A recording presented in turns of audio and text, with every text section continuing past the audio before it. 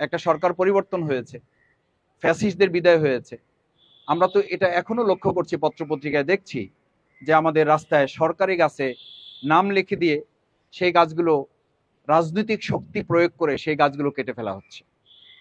তাহলে আমরা দেখতে পাচ্ছি যে আল্লাহ তাআলার কথা আজকে উপদেষ্টারা বলছেন, আমরাও সেই উদ্বেগের কথাটা আপনাদেরকে জানাচ্ছি। যেখানে গাছ লাগিয়ে আমাদের ভারসাম্য রক্ষা করার কথা, সেখানে অন্যায়ভাবে, অবৈধভাবে এই গাছ কেটে কেটে আমরা আমাদের সব জায়গাগুলোকে ভারসাম্যহীন করে ফেলছি।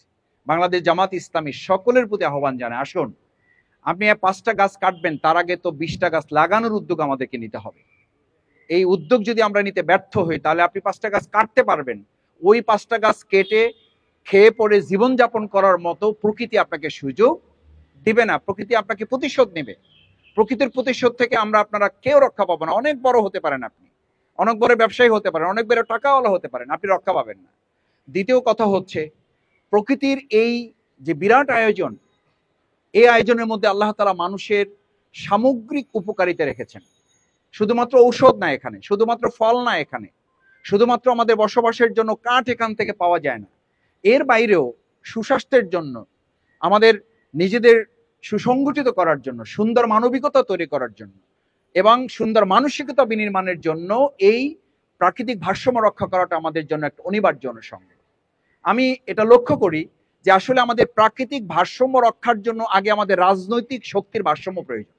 এই রাজনৈতিক শক্তির ভারসাম্য না থাকার কারণে একটা দল বা কেউ কেউ তার শক্তি প্রয়োগ করে সে নদী দখল করে ফেলছে, সে তার শক্তি প্রয়োগ করে একটা বন দখল করে ফেলছে, একটা রাস্তা দখল করে ফেলতেছে, একটা নদীর অংশ দখল করে ফেলতেছে। সেই জন্য আমি মনে করি আমাদের প্রকৃতিতে যেমন ভারসাম্য প্রয়োজন, আমাদের রাজনীতিতেও ভারসাম্য প্রয়োজন। সেই জায়গাটাতে আমরা লক্ষ্য করি, এটা বলতে হয় দুঃখের সাথে, যে আমি মাঝে মধ্যে এখন রাস্তায় আমাদের জনসাধারণ যারা আছেন তারা অনেক সময় আমাদেরকে বলেন যে ভাই, আগে তো 17 বছর আমরা দেখছি যে একটা ডামি ইলেকশন করে তারা ক্ষমতায় গেছে, ডামি নির্বাচন, ডামি বিরোধী দল, ডামি নির্বাচন কমিশন, ডামি একটা জনগণ, ডামি একটা ভোটার পর্যন্ত তারা বানাই ফেলছে। আর এখন তো দেখি যে মানে ডামি একটা শক্তি তৈরি করা হয়েছে যে নির্বাচন হওয়ার আগেই আমি ক্ষমতায় চলে গেছি, এরকম একটা ভাব আমাদের সমাজে কোথাও কোথাও পরিলক্ষিত হচ্ছে।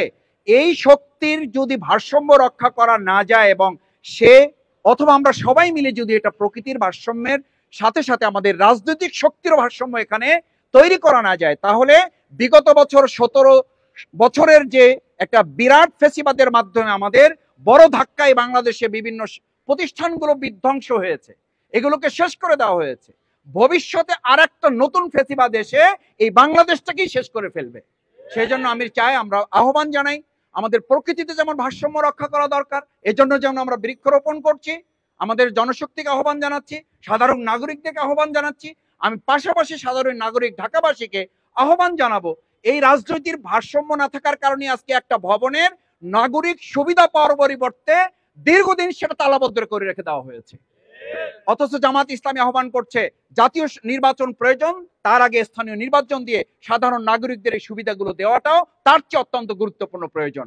আমি আহ্বান জানাই, আসুন আমরা আমাদের এই প্রকৃতির ভারসাম্য রক্ষার প্রয়োজনে আমাদের রাজনৈতিক শক্তিগুলোর মধ্যেও ভারসাম্যটা, আমাদের সম্মানটা, আমাদের শ্রদ্ধাটা, সহনশীলতা, পরস্পরের প্রতি মর্যাদার জায়গাটা যদি তৈরি করতে পারি, তাহলে সম্মিলিতভাবে আমরা রাজনৈতিক ভারসাম্য রক্ষা করতে পারলেই আমি মনে করি সবাই মিলে আমরা প্রকৃতিতেও একটা ভারসাম্য নিয়ে আসতে সক্ষম হব ইনশাআল্লাহ। সেই প্রত্যাশা ব্যক্ত করে সবাইকে ধন্যবাদ জানিয়ে আমার কথা শেষ করছি। আসসালামু আলাইকুম ওয়া রাহমাতুল্লাহি ওয়া বারাকাতুহু।